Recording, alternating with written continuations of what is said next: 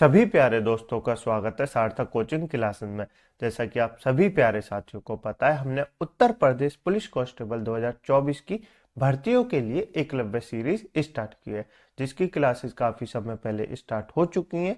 यदि आपने इससे पहले की क्लासेस नहीं देखी तो उनको अवश्य देख ले। उसकी लिंक मैंने आपको नीचे डिस्क्रिप्शन में दे दी है, प्ले लिस्ट बनी हुई है। आप क्रम वाइज तरीके से सारी क्लासेसों को ले सकते हैं और अपने नोट्स बना सकते हैं। ठीक है दोस्तों, नोट्स बनाने के लिए आप हमारे टेलीग्राम ग्रुप को ज्वाइन कर लेना, उससे पीडीएफ डाउनलोड करना और अपने नोट्स बना लेना। ठीक है दोस्तों, आज जो हम मिडिवल हिस्ट्री में पढ़ेंगे, आज का जो हमारा चैप्टर है वो है विजयनगर साम्राज्य। किसके बारे में पढ़ेंगे दोस्तों?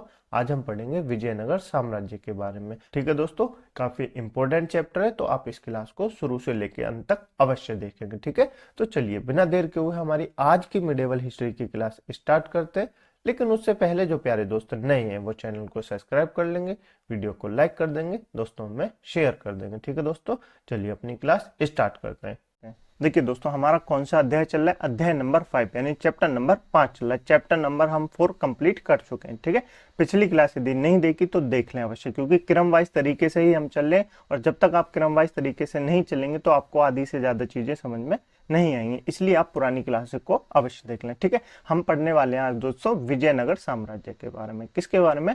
विजयनगर एम्पायर के बारे में, जिसका कार्यकाल कितना रहा था? 1336 से लेके 1650 तक रहा था। कितना रहा था? 1336 से लेके 1650 तक रहा था। ठीक है, बिल्कुल याद रखेंगे, टाइम पीरियड पूछा जाता है एग्जाम में। विजयनगर साम्राज्य पे दोस्तों 4 वंशों ने शासन किया। कितने? 4 वंशों ने शासन किया। कौन कौन से वंश थे? एक तो संगम वंश था। कौन सा वंश था?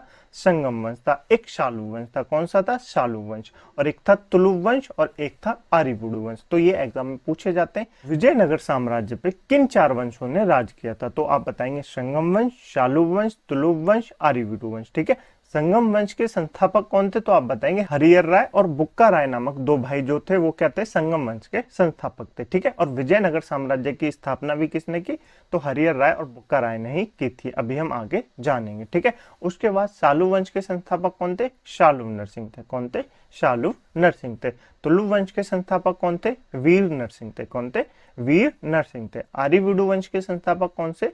तिरुमल थे। कौन से? तिरुमल थे। तो आप इनके संस्थापक और विजयनगर साम्राज्य पे कितने वंशों ने राज किया तो आप ये याद रखेंगे। कितने वंशों ने किया? 4 वंशों ने। कौन कौन से? संगम वंश, शालू वंश, तुलुव वंश और आर्यभूडु वंश। ठीक है, संगम वंश के संस्थापक कौन थे? हरिहर राय और बुक्का राय। ठीक है, शालू वंश के संस्थापक कौन थे? शालू नरसिंह थे। ठीक है, तुलुव वंश के संस्थापक कौन थे? वीर नरसिंह थे। कौन थे? वीर नरसिंह थे। आर्यभूडु वंश के संस्थापक कौन थे? तिरुमल थे। कौन थे? तिरुमल थे। याद रखेंगे बिल्कुल। तो विजयनगर साम्राज्य पे 4 वंशों ने राज किया था। अब हम इन वंशों के बारे में पढ़ लेते हैं। ठीक है, सबसे पहले जान लेते हैं दोस्तों संगम वंश। किसके बारे में? संगम वंश यानी संगम डायनेस्टी के बारे में जान लेते हैं। इसका कार्यकाल कितना रहा? तो आप कहेंगे 1336 से लेके 1485 तक रहा। कितना रहा? 1336 से लेके 1485 तक किसका रहा? संगम वंश का कार्यकाल रहा था। ठीक है, इस वंश के कुछ प्रमुख शासकों के नाम जान लेते हैं। हरिहर प्रथम, बुक्का प्रथम, हरिहर द्वितीय, देवराय प्रथम और देवराय द्वितीय और प्रौढ़ राय। ये सब क्या थे? ये संगम वंश के कुछ प्रमुख शासक थे। ठीक है, नेक्स्ट दोस्तों इनका परिचय जान लेते हैं। विजयनगर साम्राज्य की स्थापना 1336 में। कब दोस्तों? 1336 में। एग्जाम में पूछी जाती है विजयनगर साम्राज्य की स्थापना कब हुई? तो आप बताएंगे 1336 में हुई। कब हुई? 1336 में हुई। और किसने की? हरिहर राय और बुक्का राय नामक 2 भाइयों ने की थी। किसने की थी? हरिहर एवं बुक्का नामक 2 भाइयों ने विजयनगर साम्राज्य की स्थापना की थी। क्लियर? बिल्कुल, एग्जाम में काफी पूछा जाता है। नेक्स्ट है हरिहर एवं बुक्का ने विजयनगर की स्थापना विद्यारण, क्या दोस्तों? विद्यारण संत से आशीर्वाद प्राप्त करके की थी। ठीक है, याद रखेंगे। हरिहर एवं बुक्का ने अपने पिता संगम के नाम पर संगम राजवंश की स्थापना की। तो आपको पता लगा कि संगम वंश कैसे नाम पड़ा? क्योंकि हरिहर और बुक्का के जो पिता थे उनका नाम था संगम। क्या था? संगम। तो इन्होंने अपने पिता के नाम पे संगम राजवंश की स्थापना की। ठीक है, बिल्कुल। नेक्स्ट है विजयनगर साम्राज्य की राजधानी क्या थी? हम्पी थी। क्या थी? हम्पी थी। काफी एग्जाम में पूछी जाती है। विजयनगर साम्राज्य की राजधानी क्या थी? तो आप बताएंगे हम्पी थी। क्या थी? हम्पी थी। हम्पी वर्तमान में कहाँ पे है? ये कमेंट बॉक्स में आप बताना। ठीक है, चलिए नेक्स्ट जान लेते हैं दोस्तों। विजयनगर साम्राज्य के खंडर तुंगभद्रा नदी पर स्थित है। क्या जो विजयनगर साम्राज्य था ना, उसके खंडर कहाँ से प्राप्त होते हैं? तुंगभद्रा नदी से प्राप्त होते हैं। ठीक है, इसकी राजभाषा क्या थी तो आप कहेंगे तेलुगु थी। क्या थी? तेलुगु थी। विजयनगर साम्राज्य दोस्तों कहाँ पे फैला हुआ था? तो विजयनगर साम्राज्य भारत के दक्षिण में फैला हुआ था। कहाँ पे फैला हुआ था?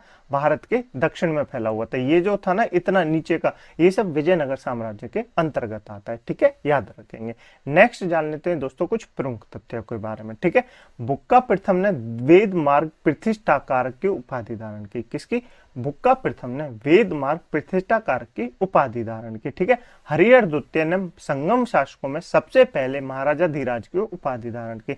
तो संगम वंश में सबसे पहले महाराजा धीराज की उपाधि किसने धारण की? हरिहर द्वितीय ने की। किसने की? हरिहर द्वितीय ने की। ठीक है, नेक्स्ट है इटली का यात्री निकोलो कांटी विजयनगर की यात्रा पर देवराय प्रथम के शासनकाल में आया था। तो पूछा जाता है इटली का यात्री निकोलो कांटी किसके समय विजयनगर की यात्रा पर आया? आप बताएंगे देवराय प्रथम के शासनकाल में आया था। ठीक है, चलिए नेक्स्ट है दोस्तों, देवराय प्रथम ने तुंगभद्रा नदी पर एक बांध बनवाया। क्या बनवाया? बांध बनवाया, ताकि जल की कमी दूर करने के लिए नगर में नहरें ला जा सकें। ठीक है, तो याद रखेंगे। नेक्स्ट है संगम वंश का सबसे प्रतापी राजा कौन था? देवराय द्वितीय था। कौन था? देवराय द्वितीय था संगम वंश का सबसे प्रतापी राजा। इसे इमड़ी देवराय क्या कहते हैं? इमाड़ी देवराय भी कहा जाता है। याद रखेंगे। फारसी राजदूत अब्दुल रज्जाक, कौन दोस्तों? अब्दुल रज्जाक देवराय द्वितीय के शासनकाल में विजयनगर की यात्रा पर आया। क्या दोस्तों? फारसी का जो राजदूत था अब्दुल रज्जाक। कौन? अब्दुल रज्जाक देवराय द्वितीय के शासनकाल में क्या दोस्तों भारत यानी विजयनगर की साम्राज्य की यात्रा पे आया था। ठीक है, चलिए नेक्स्ट है दोस्तों, एक अभिलेख में देवराय द्वितीय को जगट बेटकर, क्या दोस्तों? जग बेटकर भी यानी कि हाथियों का शिकारी भी कहा जाता है। क्या कहा जाता है? जग बेटकर यानी हाथियों का शिकारी भी कहा जाता है। ठीक है, नेक्स्ट है देवराय द्वितीय ने संस्कृत ग्रंथ महानायक साधानिधि एवं ब्रह्मसूत्र पर भाष्य लिखा। देवराय द्वितीय ने क्या लिखा दोस्तों? संस्कृत ग्रंथ महानायक सदानिधि एवं ब्रह्मसूत्र पर भाष्य लिखा था। ठीक है, अब आपको याद क्या क्या रखना है वो मैं आपको बता देता हूँ। सबसे पहले विजयनगर साम्राज्य में कितने वंश थे? 4 वंश थे। आपको नाम याद है? बिल्कुल याद है। उनके संस्थापक भी याद है? बिल्कुल याद है। ठीक है, संगम वंश का कार्यकाल कितना रहा? 1336 से लेकर 1485 तक रहा। बिल्कुल बिल्कुल। संगम वंश की स्थापना किसने की? हरिहर राय एवं बुक्का राय ने की थी। ठीक है, विजयनगर साम्राज्य की स्थापना किसने की? हरिहर एवं बुक्का ने की थी। कब की थी? 1336 में की थी। कब की थी? 1336 में की थी। विजयनगर साम्राज्य की राजधानी क्या थी? तो आप बताएंगे हम्पी थी। क्या थी? हम्पी थी। और इसकी राजभाषा क्या थी? तो आप बताएंगे तेलुगु थी। क्या थी? तेलुगु थी। याद रखेंगे? बिल्कुल याद रखेंगे। चलें आगे। चलिए, ये कुछ इंपोर्टेंट पॉइंट थे जो आपको याद रखने।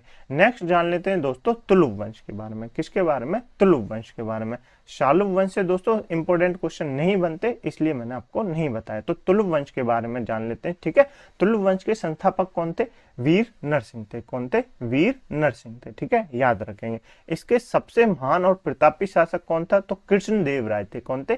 कृष्णदेव राय थे। कब से था इनका शासनकाल? 1509 से लेकर 1530 तक इनका शासनकाल रहा। किसका? कृष्णदेव राय का। किस वंश से थे?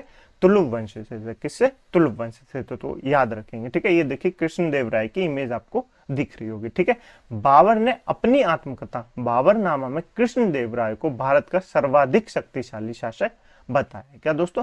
बाबर ने अपनी आत्मकथा बाबरनामा में कृष्णदेव राय को भारत का सर्वाधिक शक्तिशाली शासक बताया। एग्जाम में पूछा जाता है। ठीक है, नेक्स्ट है कृष्णदेव राय के शासनकाल में पुर्तगाली यात्री डेमिगोस, कौन दोस्तों? डेमिगोस पायस विजयनगर आया था। कौन आया था?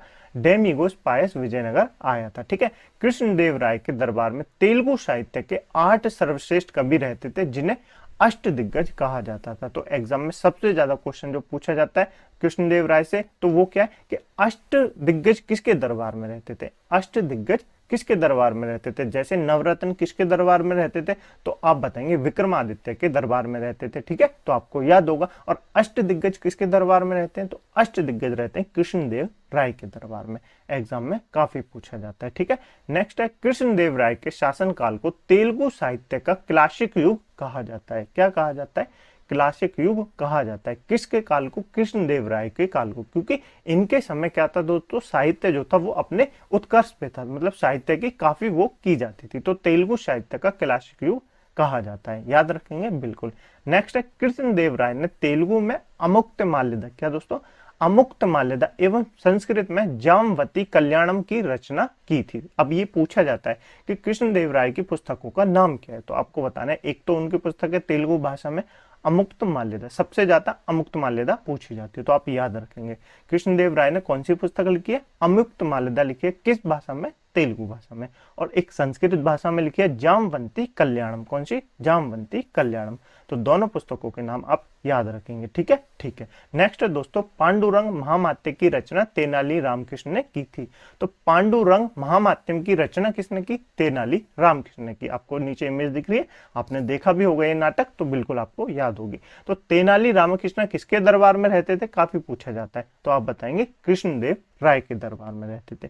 किसके दरबार में रहते थे, कृष्णदेव राय के दरबार में रहते थे। तो तेनाली रामकृष्ण ने क्या लिखा है, आप कहेंगे पांडुरंग महामात्यम रचना की है।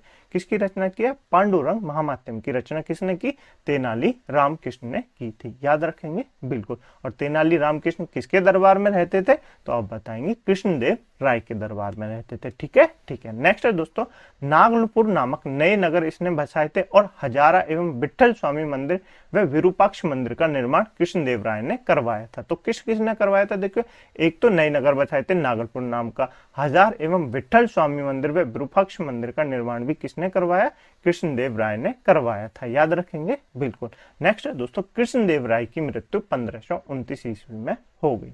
कब हो गई, 1529 ईस्वी में कृष्णदेव राय की मृत्यु हो गई, ठीक है। कृष्णदेव राय ने आंध्र भोज, अभिनव भोज, आंध्र पितामह आदि उपाधि धारण की थी। तो कौन कौन सी उपाधि धारण की थी कृष्णदेव राय ने, आंध्र भोज, अभिनव भोज, आंध्र पितामह आदि ऐसी उपाधियां इन्होंने धारण की थी, तो आप याद रखेंगे, ठीक है। तुलुव वंश का अंतिम शासक कौन था, तो आप बताएंगे सदाशिव था। कौन सा, सदाशिव था, ठीक है। याद क्या रखना है वो मैं आपको रिवीजन करा देता हूं एक बार। देखिए तुलुव वंश के संस्थापक कौन थे, वीर नरसिंह थे। कौन थे, वीर नरसिंह थे। तुलुव वंश के सबसे महान और प्रतापी शासक कौन थे, तो आप कहेंगे कृष्णदेव राय थे। कौन थे, कृष्णदेव राय थे, ठीक है, याद रखेंगे। बाबर ने क्या दोस्तों अपनी आत्मकथा बाबरनामा में कृष्णदेव राय को भारत का सर्वाधिक शक्तिशाली शासक बताया, याद रखेंगे बिल्कुल। उसके बाद आपको इसमें ये याद रखना है कि अष्टदिग्गज किसके समय रहते थे, अष्टदिग्गज किसके शासनकाल में रहते थे, तो आप कहेंगे कृष्णदेव राय के दरबार में रहते थे। कौन, अष्टदिग्गज, याद रखेंगे। तेनाली रामकृष्ण किसके दरबार में रहते थे, कृष्णदेव राय के दरबार में रहते थे, ठीक है बिल्कुल। कृष्णदेव राय ने दोस्तों तेलुगु भाषा में अमुक्त माल्यदा, क्या दोस्तों, अमुक्त माल्यदा एवं संस्कृत भाषा में जामवती कल्याणम की रचना की थी, ठीक है। कृष्णदेव राय के शासनकाल को तेलुगु साहित्य का क्लासिक युग कहा जाता है। क्या कहा जाता है, क्लासिक युग कहा जाता है, याद रखेंगे बिल्कुल। कृष्णदेव राय की मृत्यु कब हुई, 1529 में हुई। कृष्णदेव राय ने आंध्र भोज, अभिनव भोज, आंध्र पितामह आदि ऐसी उपाधियां धारण की थी। और तुलुव वंश का अंतिम शासक कौन था, तो आप बताएंगे सदाशिव था। कौन था, सदाशिव था, याद रखेंगे बिल्कुल याद रखेंगे। चलें आगे, चलिए आगे चलते हैं। नेक्स्ट जान लेते हैं दोस्तों, वन्नी हट्टी या जिसको राक्षसी तांगड़ी या जिसको तालीकोटा का युद्ध भी कहा जाता है उसके बारे में, काफी इंपॉर्टेंट है, आपने सुना होगा। बन्नी हट्टी, राक्षस तंगड़ी और तालीकोटा का युद्ध किस किस के बीच हुआ, तो आप बताएंगे विजयनगर साम्राज्य और दक्षिण संघ। क्या दोस्तों, विजयनगर साम्राज्य और दक्षिण संघ यानी बीजापुर, अहमदनगर, बीदर व गोलकुंडा, इनके बीच हुआ था। और हुआ कब था ये बन्नी हट्टी या राक्षस तांगड़ी या जिसको तालीकोटा का युद्ध कहा जाता है, ये हुआ था 23 जनवरी 1565 को। कब हुआ था, 23 जनवरी 1565 को हुआ था, याद रखेंगे बिल्कुल। और विजयनगर साम्राज्य की तरफ से कौन लड़ रहा था, तो आप बताएंगे राम राय लड़ रहा था। कौन लड़ रहा था, राम राय लड़ रहा था। और दक्षिण संघ यानी बीजापुर, अहमदनगर, बीदर, गोलकोंडा से कौन लड़ रहा था, तो आप कहेंगे अली आदिल शाह लड़ रहा था। कौन लड़ रहा था, आदिल शाह लड़ रहा था। तो ये याद रखेंगे, काफी एग्जाम में पूछा जाता है। बन्नी हट्टी या राक्षस तांगड़ी या जिसको तालीकोटा का युद्ध कहते हैं, किस किस के बीच हुआ, विजयनगर साम्राज्य और दक्षिण के जो संघ थे बीजापुर, अहमदनगर, बीदर व गोलकुंडा, इनके बीच हुआ था, याद रखेंगे बिल्कुल। नेक्स्ट जान लेते हैं दोस्तों आर्यवीडु वंश के बारे में। किसके बारे में, आर्यवीडु वंश के बारे में, ठीक है। देखिए आर्यवीडु वंश के संस्थापक कौन है, तो आप बताएंगे तिरुमल ने। कौन है, तिरुमल ने, ठीक है। इसका अंतिम शासक कौन है, तो आप बताएंगे रंग तृतीय। कौन है, रंग तृतीय। आर्य विडुवंश हमारे लिए इतना इंपॉर्टेंट नहीं है। क्यों इंपॉर्टेंट नहीं है? क्योंकि दोस्तों इसमें ऐसे कोई महान शासक नहीं हुआ है, ठीक है। पर हम इसको क्यों पढ़ रहे हैं? क्योंकि आर्य विडुवंश विजयनगर साम्राज्य का अंतिम शासक है। क्या दोस्तों? विजयनगर साम्राज्य का अंतिम वंश है, तो इसलिए हमको इसको पढ़ना पड़ रहा है, ठीक है। विजयनगर साम्राज्य का अंतिम शासक कौन है? रंगतीर्थ है, ठीक है। आर्यवीडु शासक, क्या दोस्तों? आर्यवीडु शासक वेंकट सेकंड। कौन? वेंकट सेकंड के शासनकाल में ही वोडियार, कौन दोस्तों? वोडियार ने 1612 में मैसूर राज्य की स्थापना की। तो एक क्वेश्चन आपका यहां से बन गया कि मैसूर राज्य की स्थापना किसने की? वोडियार ने की। किसने की? वोडियार ने की। कब की? 1612 में। कब की? 1612 में। याद रखेंगे? बिल्कुल याद रखेंगे। चलें आगे, चलिए आगे चलते हैं। विजयनगर साम्राज्य के प्रशासन के बारे में जान लेते हैं दोस्तों। क्या? विजयनगर साम्राज्य के प्रशासन के बारे में जान लेते हैं। विजयनगर कालीन सेना नायकों को क्या कहा जाता था? नायक कहा जाता था। विजयनगर साम्राज्य के जो सेना नायक थे उनको क्या कहा जाता था?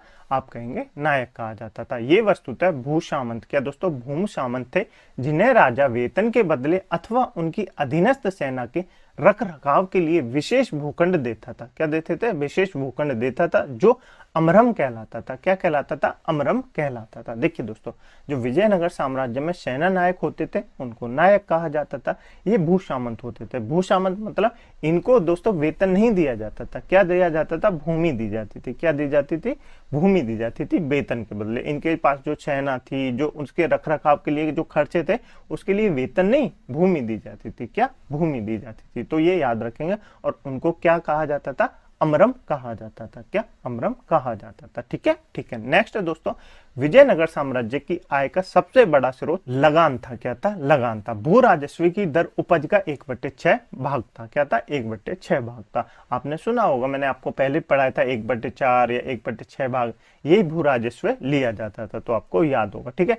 उबली, कुछ शब्द आपको याद रखने। उबली क्या कहा जाता है? उबली किसको कहा जाता है? ग्राम में विशेष सेवाओं के बदले दी जाने वाली लगान मुक्त भूमि की भूधारण पद्धति थी। क्या थी?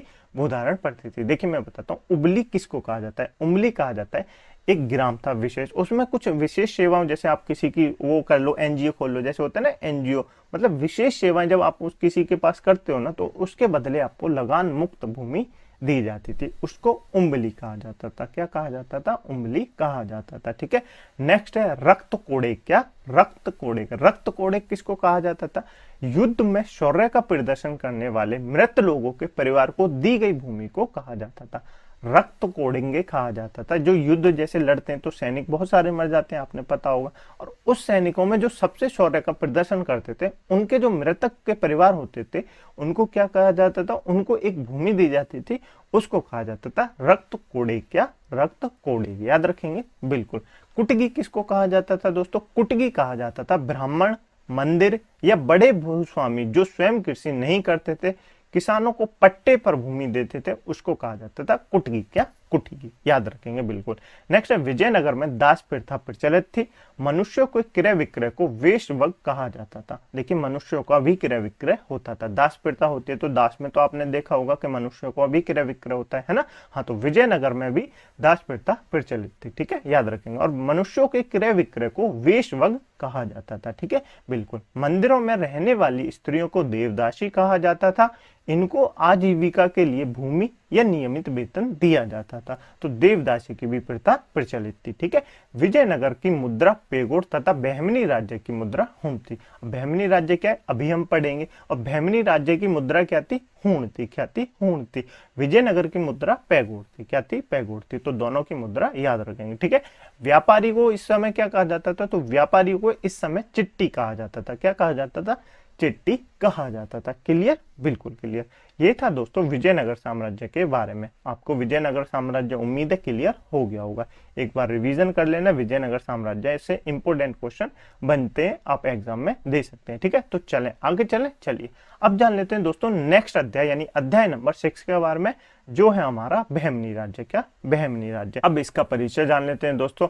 बहमनी राज्य की स्थापना किसने की? तो बहमनी राज्य का संस्थापक किसको कहा जाता है? मोहम्मद बिन तुगलक के समय। क्या दोस्तों? मोहम्मद बिन तुगलक के समय 1347। कब दोस्तों? 1347 में हुसैन गंगू, या जिसको अलाउद्दीन हसन भी कहा जाता है, बहमन शाह भी कहा जाता है, जफर खां भी कहा जाता है, उसने किसकी बहमनी राज्य की स्थापना की थी? किसके समय? मोहम्मद बिन तुगलक के समय। कब हुई थी? 1347 में। और किसने की थी? हसन गंगू ने बहमनी राज्य की स्थापना की थी। याद रखेंगे? बिल्कुल याद रखेंगे। इस राज्य की राजधानी क्या थी? तो आप बताएंगे गुलबर्ग थी। क्या थी? गुलबर्ग थी। क्या थी? गुलबर्ग थी। ठीक है। और इसकी राजभाषा क्या थी? तो आप बताएंगे मराठी थी। क्या थी?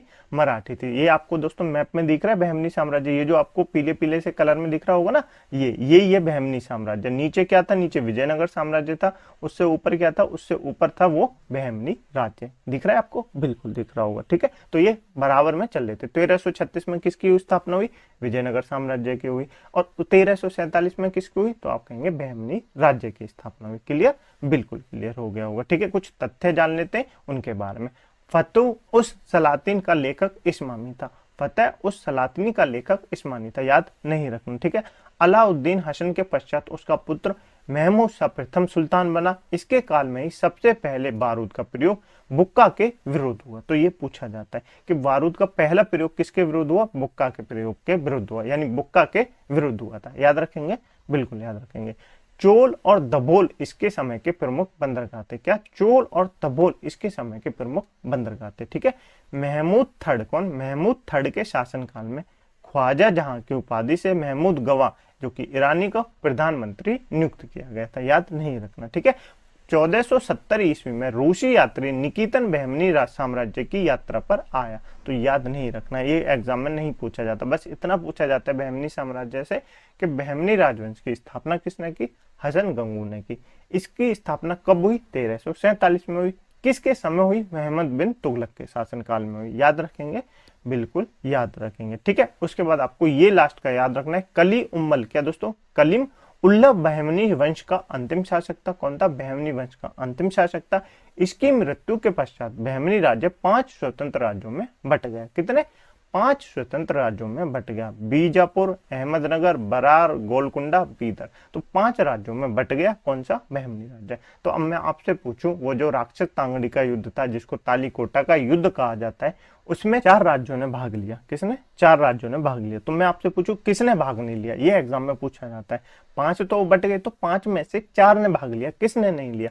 तो आप कहेंगे बरार ने नहीं लिया। किसने नहीं लिया? बरार ने नहीं लिया। बाकी सबने लिया था। बीजापुर ने भी भाग लिया था, अहमदनगर ने भी भाग लिया था, गोलकुंडा ने भी भाग लिया था और बीदर ने भी भाग लिया था। ठीक है। किसने भाग नहीं लिया? बरार ने भाग नहीं लिया। याद रखेंगे? बिल्कुल एग्जाम में पूछा जाता है कि राक्षस तांगड़ी या जिसको तालीकोटा का युद्ध कहता है उसमें किस राज्य ने भाग नहीं लिया? तो आप कहेंगे बरार ने भाग नहीं लिया। ठीक है। चलिए अब नेक्स्ट चैप्टर के बारे में पढ़ लेते हैं। हमारा अध्याय नंबर 7 स्टार्ट होता है। इसमें हम क्या पढ़ेंगे? जिसमें हम कुछ स्वतंत्र प्रांतीय राज्यों के बारे में पढ़ेंगे। ठीक है। सबसे पहले हम जौनपुर के बारे में जानेंगे, फिर उसके बाद आगे और पढ़ेंगे। ठीक है। तो सबसे पहले जौनपुर के बारे में जान लेते हैं। जौनपुर की स्थापना फिरोज शाह तुगलक ने अपने भाई जूना खां या महमूद बिन तुगलक की स्मृति में की थी। जौनपुर की स्थापना किसने की? तो आप कहेंगे फिरोज शाह तुगलक ने की थी। किसने की? फिरोज शाह तुगलक ने की थी। किसके नाम पे की थी? तो अपने भाई जूना खां या जिसको मोहम्मद बिन तुगलक कहा जाता है उसकी याद में की थी। ठीक है। याद रखेंगे। जौनपुर में स्वतंत्र सरकी राजवंश की स्थापना मलिक सरवर ख्वाजा जहान ने की थी। याद नहीं रखना। ठीक है। जौनपुर के कुछ अन्य प्रमुख शासक हैं, उनके बारे में जान लेते हैं। मुबारक शाह, शमसुद्दीन इब्राहिम शाह, महमूद शाह। अंतिम शासक कौन था? हुसैन शाह था। कौन था? हुसैन शाह था। याद नहीं रखना क्योंकि इनसे क्वेश्चन एग्जाम में नहीं पूछे जाते, पर ये याद रखना है जौनपुर की स्थापना किसने की? फिरोज शाह तुगलक ने की। किसके नाम से की? अपने भाई जूना खां या जिसको महमूद बिन तुगलक भी कहा जाता है उसके नाम से की थी। ठीक है। बिल्कुल। उसके बाद याद रखेंगे लगभग 75 वर्ष, क्या दोस्तों? लगभग 75 वर्ष तक स्वतंत्र रहने के बाद जौनपुर पर बहलोल लोधी ने कब्जा कर लिया। कितने वर्षों तक रहा ये? 75 वर्षों तक स्वतंत्र रहा। उसके बाद बहलोल लोधी ने इस पे कब्जा कर लिया। ठीक है। इब्राहिम शाह के समय जौनपुर में साहित्य और स्थापत्य कला के विकास के कारण जौनपुर को भारत के सिराज के नाम से जाना जाता है। तो ये याद रखना है कि भारत के सिराज के नाम से किसको जाना जाता है? तो आप कहेंगे जौनपुर को जाना जाता है। किसको जाना जाता है? जौनपुर को जाना जाता है। याद रखेंगे, इंपोर्टेंट पॉइंट है। ठीक है। जौनपुर के बारे में जान लिया हमने। बिल्कुल। अब जान लेते हैं दोस्तों बंगाल के बारे में। किसके बारे में? बंगाल के बारे में। ठीक है। बख्तियार खिलजी ने बंगाल को दिल्ली सल्तनत में मिलाया था। किसने मिलाया था? बख्तियार खिलजी ने मिलाया था। तो बख्तियार खिलजी के बारे में मैंने आपको पढ़ाया था। बख्तियार खिलजी कौन है? जिसने दोस्तों नालंदा विश्वविद्यालय को क्या कर दिया था? तहस नहस कर दिया था, उसमें आग लगा दी थी। तो बख्तियार खिलजी ने बंगाल को दिल्ली में मिलाया था। ठीक है। महमूद बिन तुगलक के काल में 1338 में बंगाल को एक स्वतंत्र राज्य मुबारक शाह ने बनाया। तो ये जो महमूद बिन तुगलक है, इसके समय बहुत सारे राज्य क्या हो गए? स्वतंत्र हो गए। विजयनगर साम्राज्य स्वतंत्र बना, वहमनी साम्राज्य बना, बहुत सारे ऐसे जो राज्य थे स्वतंत्र अपने आप हो गए। तो ये एक कैसा शासक था? तो आप कहेंगे ये एक काबिल शासक नहीं था। ठीक है। सिकंदर शाह ने अदीना मस्जिद का निर्माण करवाया। किसने? सिकंदर शाह ने। ठीक है। जलालुद्दीन के शासनकाल में कीर्तिवास ने बंगाल भाषा में रामायण का अनुवाद किया। तो ये और आपको पॉइंट बन गया। कीर्तिवास ने कौन सी भाषा लिखी है? तो कीर्तिवास ने बंगाल भाषा में रामायण का अनुवाद किया था। याद रखेंगे बिल्कुल। बंगाल शासक अलाउद्दीन हुसैन शाह चैतन्य महाप्रभु का समकालीन था। जो बंगाल का शासक था अलाउद्दीन हुसैन, वो किसका था? चैतन्य महाप्रभु का समकालीन था। ठीक है। नेक्स्ट है, बाबर के आक्रमण के समय बंगाल का शासक नुसरत शाह था। कौन था? नुसरत शाह था। ठीक है। नुसरत शाह की चर्चा तुजुक ए बाबरी में की गई है, याद नहीं रखना। नेक्स्ट अब जान लेते हैं मेवाड़ के बारे में। किसके बारे में? मेवाड़ के बारे में। तो अब आप बताइए कि मेवाड़ के बारे में बताने की आवश्यकता है। मेवाड़ से आप कौन कौन परिचित नहीं होगा? मेवाड़ से सब परिचित है। महाराणा प्रताप को कौन नहीं जानता? सभी जानते। राणा रतन सिंह को कौन नहीं जानता? बहुत सारे लोग जानते। तो इससे बारे में पढ़ाने की आवश्यकता है नहीं, पर आपको थोड़ा सा याद रखना है। ठीक है। अलाउद्दीन खिलजी ने क्या दोस्तों? अलाउद्दीन खिलजी ने 1303 में, कब? 1303 में मेवाड़ के गहलोत राजवंश जो कि रतन सिंह, राणा रतन सिंह को पराजित किया था। पराजित नहीं किया था, धोखे से हराया था। आपने पद्मावत फिल्म देखी होगी, बिल्कुल वो ही है राणा रतन सिंह। ठीक है। उसको पराजित किया था दिल्ली सल्तनत में। उसके बाद इन्होंने किसको? मेवाड़ को मिला लिया था अलाउद्दीन खिलजी ने। ठीक है। गहलोत वंश की एक शाखा, क्या दोस्तों? गहलोत वंश की एक शाखा सिसोदिया वंश के हमीर देव, कौन? हमीर देव ने महमूद तुगलक को हराकर पूरे मेवाड़ को स्वतंत्र कर लिया। किसको दोस्तों? सिसोदिया वंश के हमीर देव ने महमूद तुगलक को हराकर पूरे मेवाड़ को स्वतंत्र कर लिया। ठीक है। राणा कुंभा कौन? राणा कुंभा ने 1448 ईस्वी में चित्तौड़ में एक विजय स्तंभ की स्थापना की। राणा कुंभा कौन है? ये आपको पता होगा, महाराणा प्रताप के परदादा है। कौन है? परदादा है। उन्होंने क्या की? चित्तौड़ में एक विजय स्तंभ की स्थापना की थी। ठीक है। खानवा का युद्ध 1527 ईस्वी में राणा सांगा एवं बाबर के बीच हुआ था, जिसमें बाबर विजयी हुआ था। राणा सांगा कौन है? महाराणा प्रताप के दादा है। ठीक है। याद है आपको? बिल्कुल। मैंने आपको जब लोधी वंश पढ़ाया था तो इब्राहिम लोधी से किसका युद्ध हुआ था? खानवा का युद्ध हुआ था राणा सांगा और इब्राहिम लोधी के बीच में। ठीक है। ठीक है। नेक्स्ट है दोस्तों 1576 ईस्वी में हल्दी घाटी का युद्ध राणा प्रताप एवं अकबर के बीच हुआ। किस किस के बीच? राणा प्रताप एवं अकबर के बीच हुआ, जिसमें अकबर विजयी हुआ था। अकबर विजयी हुआ था। इसकी कहानी आपने पढ़ी है, किसी दिन अलग से बताएंगे, पर थोड़ी सी कहानी आप अभी जान लिए। हल्दी घाटी का जो 1576 में युद्ध हुआ था, उसमें अकबर युद्ध लड़ने नहीं आया था। क्यों? क्योंकि उसको डर था महाराणा प्रताप उसको चीर देते। उसके जो एक गुरु थे जिनकी वो बात मानता था, तो उन्होंने उससे कहा था, क्या? अकबर से कहा था कि अगर तूने महाराणा प्रताप से युद्ध किया तो उसके सामने गया तो वो तुझे चीर देगा। तो इसलिए अकबर उस युद्ध में नहीं आया, उसके सैनिक जो है उस युद्ध में आए थे। तो महाराणा प्रताप की आपने एक इमेज भी देखी होगी जिसमें महाराणा प्रताप एक आदमी को घोड़े सहित चीर देते हैं। तो आप सोच सकते हैं कि ऐसे आदमी को कोई हरा सकता है, वो भी 4 फुट का अकबर? नहीं हरा सकता। तो ये युद्ध विजय नहीं हुआ था, पर इसमें विजय मान लेते हैं, क्योंकि महाराणा प्रताप के चोट लग गई थी तो वो चले गए थे। ठीक है। तो ये आपको याद रखना है। मेवाड़ की राजधानी चित्तौड़गढ़ थी। क्या थी? चित्तौड़गढ़ थी। ठीक है। याद रखेंगे। जहांगीर ने मेवाड़ को मुगल साम्राज्य में मिलाया था। किसने? जहांगीर ने नहीं मिलाया। देखिए, महाराणा प्रताप का जो पुत्र था ना, और उसका भी जो पुत्र था, यानी कि महाराणा प्रताप का जो नाती था, महाराणा प्रताप का जो नाती था, उसका दोस्त कौन था? जहांगीर का पुत्र था। उसका दोस्त कौन था? जहांगीर का पुत्र था। तो उन दोनों की दोस्ती से मिलकर ऐसा कह गया कि मेवाड़ जो है मुगल साम्राज्य में मिल गया, लेकिन मेवाड़ कभी भी मुगल में नहीं मिला। तो ये याद रखेंगे। ठीक है। ये था दोस्तों विजयनगर साम्राज्य, बहमनी साम्राज्य और कुछ स्वतंत्र शासकों के बारे में मैंने आपको बताया। तो क्लास कैसी लगी आपको कमेंट बॉक्स में जरूर बताएं, और महाराणा प्रताप के बारे में जितनी से ज्यादा बात हो सकती है वो कमेंट बॉक्स में अवश्य लिखें। ठीक है। इस क्लास की पीडीएफ डाउनलोड करने के लिए आप हमारे टेलीग्राम ग्रुप को ज्वाइन कर सकते हैं, जिसकी लिंक मैंने आपको नीचे डिस्क्रिप्शन में दे दी है। वहां जाना, पीडीएफ को डाउनलोड करना, 1 से 2 बार क्लास को फिर से रिवीजन करना, आपको क्लियर हो जाएगी। ठीक है, चलिए मिलते हैं अगली क्लास में एक नए चैप्टर के साथ। तब तक के लिए अपनी पुरानी क्लासों का रिवीजन अवश्य करते हैं, क्योंकि जब तक आप पुरानी क्लासों का रिवीजन नहीं करेंगे तब तक आपको कुछ चीजें समझ में नहीं आएंगी, क्योंकि आप पुरानी चीजों को भूलते जाएंगे। तो इसलिए आप पुरानी क्लासों का रिवीजन अवश्य करते रहें। ठीक है, कमेंट बॉक्स में अपने ओपिनियन बताना ना भूलें कि क्लास आपको कैसी लगी, और महाराणा प्रताप के बारे में लिखना भी ना भूलें। ठीक है, चलिए मिलते हैं अगली क्लास में एक नए चैप्टर के साथ। तब तक के लिए अपना ध्यान रखिएगा। जय हिंद, जय भारत।